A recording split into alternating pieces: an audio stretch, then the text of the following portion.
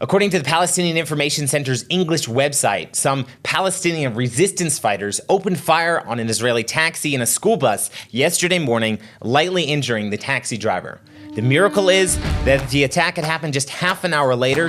That school bus would have been filled with young Jewish children on their way to school. A Palestinian family from a village south of Bethlehem claimed that their 7-year-old son died from fear of the IDF. Also, the new British Prime Minister, Liz Truss, is receiving a lot of pressure not to move the UK embassy from Tel Aviv to Jerusalem. I'm Josiah, and this is the Israel Guys.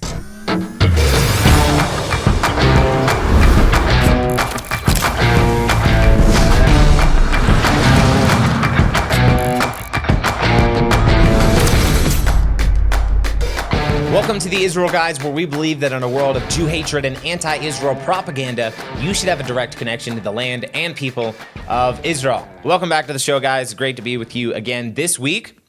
First, make sure you like this video, subscribe, hit that notification bell so you never miss an episode of the Israel Guys. If you have not checked out our brand new Temple Mount series, we just put out episode 5 yesterday. We're putting out one episode a week, all about where was the temple location in Jerusalem. It's an incredible series, very engaging, and brings out a lot of new points that I'm sure you've never heard. A lot of new places in Jerusalem, very epic. I would definitely suggest you go and check that out on our channel. Watch those episodes. You'll be greatly blessed and greatly inspired, I believe.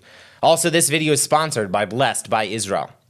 Guys, yesterday morning, there was a shooting attack near Elon Moreh, and I want to give you the story from this Palestinian Information Center. This is their English website. And the way they wrote this story is just they used all the right language, or all the inflammatory language, and really twist the facts with the terms they use here in the story.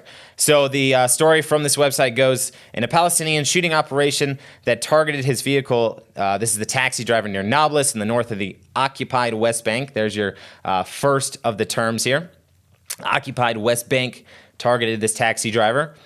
Palestinian resistance fighters also opened fire at an Israeli bus traveling at the same road. Before withdrawing from the area, the bus sustained damage. Later in the Arin al-Usad, the Lion's Den, which is the armed group, claimed responsibility for the double shooting operation that targeted a car and a bus belonging to settlers near Elon Moreh settlement. Immediately following the shooting incident, the Israeli occupation forces closed the Hawar and Beit Forik checkpoints in southern Nablus, spreading the area, and launched a manhunt for the shooters. In a separate incident, resistance fighters opened fire at an Israeli military post on Mount Gerizim in Nablus. Okay, so that's the story from the Palestinian Information Center, their English website. And yeah, you heard it. They're using all these crazy terms that are completely inaccurate, calling these guys with the guns shooting at Israeli vehicles, civilian vehicles, calling them resistance fighters. That makes them sound like somebody that was, fighting the Nazis in World War II. Saying these guys are resistance fighters. Guys, these guys are terrorists. They're opening fire. They're shooting at innocent Jewish civilians, any civilians, just traveling down the road, doing their daily business. Calling them resistance fighters, completely inaccurate. Also, following the incident, the Israeli occupation forces, guys, you know what the IDF stands for? The IDF stands for Israel's Defense Forces. The defense forces, the forces that are committed to defending the state of Israel, not to go and occupy some other land outside of their own territory. Judea and Samaria is inside of Israel. It's the biblical heartland of Israel. It's not an occupation. Also, the separate incident they were talking about where some more quote-unquote resistance fighters opened fire at an Israeli military post. Guys, these guys are terrorists. They opened fire on not a military post. The military post they're talking about is the Orthodox Jewish community of Har Bracha here on Mount Gerizim. These terrorists, opened fire across the valley, and these bullets hit some apartment buildings inside of Har Bracha. Thank God, nobody was injured or hurt in this attack, but some of the bullets did break some windows and hit these apartment buildings. So not an Israeli military post, Orthodox Jewish community where there's lots of families, lots of big families, tons of children in this community. It's a beautiful place. Not an Israeli military post that these guys quote unquote resistance fighters are supposed to be resisting. They're just taking the story and twisting it all around. So this incident happened near Alon Moreh. The taxi driver was a father of 6. He's a resident of Samaria here. He said, talking about his experience in the incident, he said, quote, "I left Alon Moreh early this morning, the same as I do every other weekday on my way to pick up students from the nearby Tepuach Junction. I was driving down the slope and I heard a sound from the road. I assumed I'd gotten a puncture in my tire, but a moment later I realized they were shooting at me. I felt a scratch on my shoulder from a bullet. I felt something, but I wasn't sure if it had entered my body. I continued driving and stepped down on the gas." So he stepped on the gas to try to get out of there.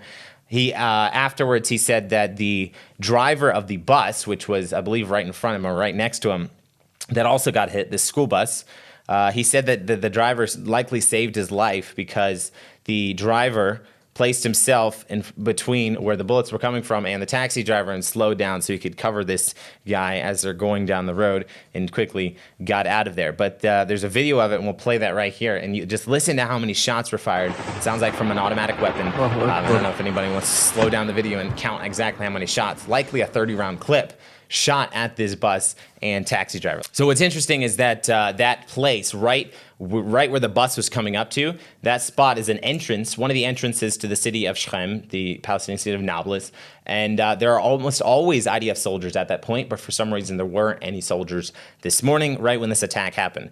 Thankfully, the shooting victim seems to be okay, not seriously injured. He was treated at the Samaria Medical Center. And on a personal note, guys, this school bus was on its way from Alon Moreh, community here in Samaria, to Itamar, and it was on its way to go pick up all the young children from Itamar and take them back to Alon Moreh to go to school. There's a school, a wonderful school inside of Alon Moreh that a lot of the children from the area go to. The parents send their children to this school, and this bus was on the way to pick up these small young children and bring them over to Alon Moreh to go to school. We have a lot of friends in Itamar, people that we work closely with and people that we've met, amazing people. And one of the guys, we actually contacted him and asked him about the incident. He said, yes, my son, we were about to send him to school. He was going to be on that bus in about 20 minutes when that bus got up to the community of Itamar, and we were going to send him over there. And thank God he was not on the bus. Who knows what could have happened, because several bullets actually penetrated into the bus. There could have been lives lost. It could have been potentially a disaster with bullets flying into a bus full of small children.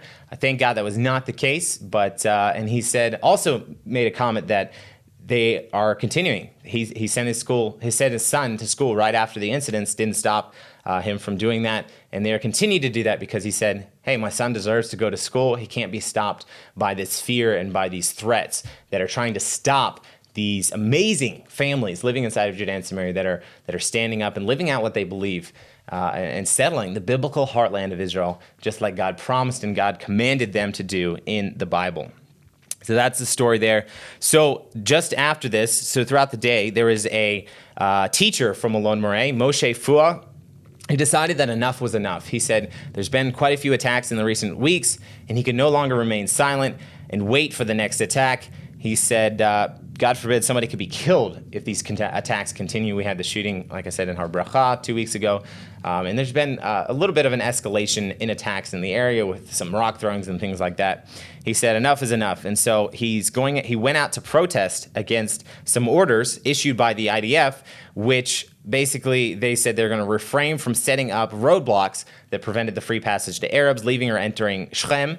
And this was even after following this attack, saying normally when there's a terrorist attack on the roads or anywhere around here, everything gets locked down. The Arab villages get locked down for a little while they're looking for the suspect, and they're checking cars to make sure there's not more terrorists and things like that. And so it's kind of like everybody kind of feels what's going on, and it affects a lot of people, which in an Arab community mindset and a tribal mindset like the Arab world, that is a lot of times very effective in these attacks. So the IDF said they're not going to be doing this even following this attack. So Moshe Fua goes out and he says, no, I'm going to block the road. So he starts to block the road to the entrance of Shechem, and I believe some soldiers ended up coming and telling him he needs to leave very soon after that. But this basically turned into, and he himself he said, I was just frustrated. He said, this is not okay. And I'll even read a quote here that he said, we can't let this pass in silence. The attack happened on the road that I myself use every single day. Here this morning, they tried to kill Jews. And this is what people need to realize. this is what's happening. These Arab terrorists are trying to kill Jews.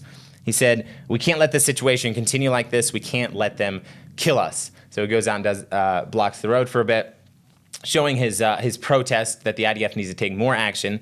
And then this ended up turning into the head of the Samaria Regional Council, Yossi Dagan, coming with a large number of Israelis later in the afternoon towards the evening. And they set up a tent, or like a tent and a protest right there at the entrance of Shechem of Nablus. And basically, these guys are standing there in protest, and they're demanding that the government launch a military operation in the Palestinian areas of Judea and Samaria. And Yossi Dagan said they need to launch an operation similar to the one in 2002, which was Operation Defensive Shield, to stop the growth of terror affecting the country. And we've been seeing that in the last several weeks. Yossi Dagan said, quote, "Today there was a shooting in Samaria. 2 weeks ago, a terrorist was caught with a gun in Tel Aviv. Before that, there was a terrorist in Jerusalem. The whole country is one front. We have to bring this situation to an end. We can't let the terror nest grow. We are going back to 2000. The government needs to launch Operation Defensive Shield 2. Every terror attack is a miracle. It's a miracle that we aren't in a marathon of funerals. We will stop being silent and demand security. Today it happened by us. Tomorrow it can happen anywhere else in the country. The public needs to get out of its indifference and demand safety." So the whole protest was that the government needs to take more action and the military needs to be more proactive in stopping this terror from growing in the area. So while this protest was happening just yesterday evening, and they were just starting to wrap up, people were just starting to go home, another, and this is right at the entrance of Shechem, another Arab terrorist shows up and opens fire on the protest. This could have been a major, major disaster. Thankfully, and it's kind of ironic, they're there.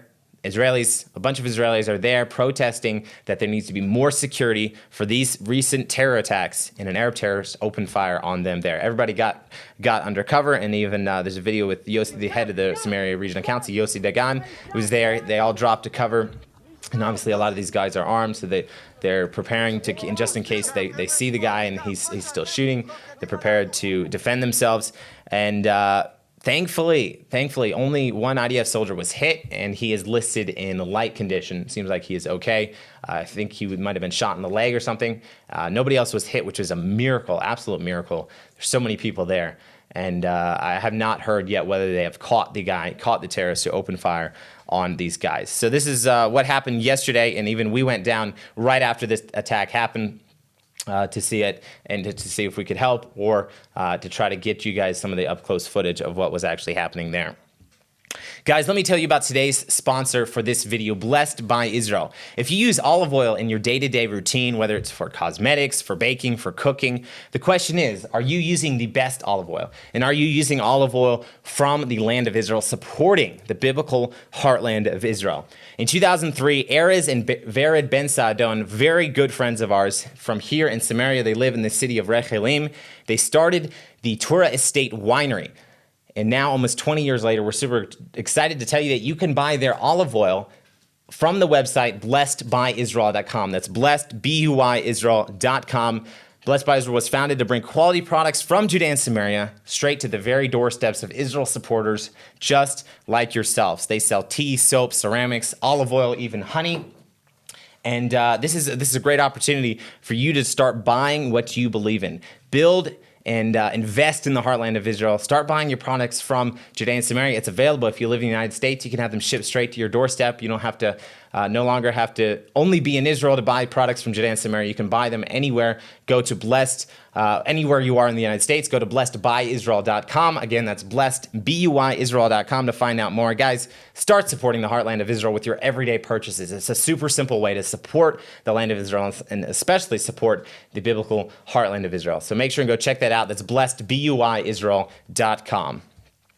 All right, there's another story that happened this last week that I just thought was just very interesting. And I checked a lot of the major news networks, and a lot of them in the States. You may have heard this. A lot of the news networks in the States have been covering the story. And there was a Palestinian boy that supposedly died from fear of the IDF. And I mentioned that a lot of major news networks covered this story. It's interesting, they covered this, and none of these places covered the story that happened yesterday with the two shootings here in Samaria, where they're shooting at Israeli Jews. But when it comes to a Palestinian that died, they're for sure going to cover that. And that's the media bias for you again. So we're running out of time here, but just real quick, according to this boy's family, he was a 7-year-old boy, and he died from fright of the IDF, according to the family. Here's what the family said, that Rayan Suleiman, he was 7 years old, died suddenly Thursday after the Israeli soldiers showed up at his home in the West Bank village of Tequa, south of Bethlehem. They said that the troops have been chasing some stone throwers and threatening his family, and they said, quote, scaring the otherwise healthy child and causing his demise. Wow, really? This child died from fright of the IDF. Sounds very despicable, very interesting, likely story. Unlikely story. But so the Israeli military did have a different story, and they said that the child's death was completely unrelated to its actions. The IDF are very good especially with dealing with children in the IDF areas. These children were throwing rocks at them. The IDF said that their soldiers calmly stood at the doorway of Rayan's father's house, and they warned his father about stone throwing. They saw these children throwing stones, and the military said that his older brothers, which were, I think, 8 and 10 years old, may have been responsible for the ones that were hurling stones. They had a very, very good suspicion that they were. Pretty positive that these guys were responsible, even though they were 8 and 10.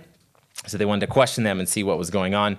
So Rayan's father had a much different story. He said that the soldiers literally scared Rayan to death. The IDF soldiers were running at children at random throughout the neighborhood, which, guys, this is not true. This does not happen. IDF soldiers have a lot more serious issues to do than just run after children at random through Arab neighborhoods. And then from outside the home, they yelled at the father to come down. And according to the father, the soldiers demanded that he summon his children, pointed a gun at him when he protested. He also stated that his son, Rayan, watched his 2 older brothers being asked questions by the IDF. And then Rayan tried to escape out the back door, and soon after, according to the father, an IDF soldier came to inform him that his son had fallen. He found Rayan lying dead on the floor in the back.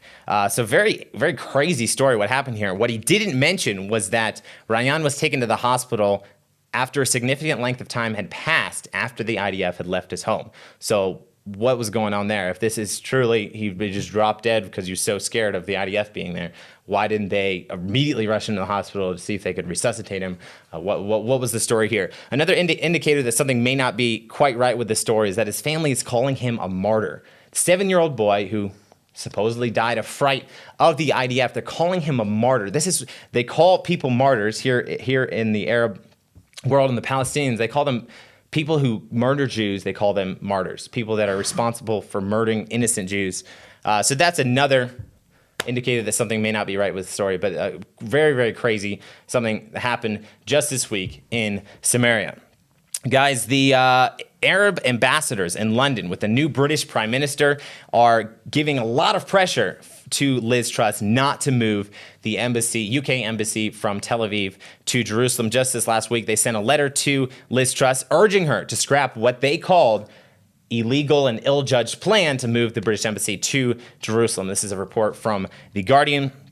And the Truss, who in a recent meeting, who was previously a foreign secretary, in a recent meeting with the Conservative Party, said that she was going to review moving the embassy and added that she was aware of the importance and sensitivity that surrounded the issue with the location and all these things that are moving it.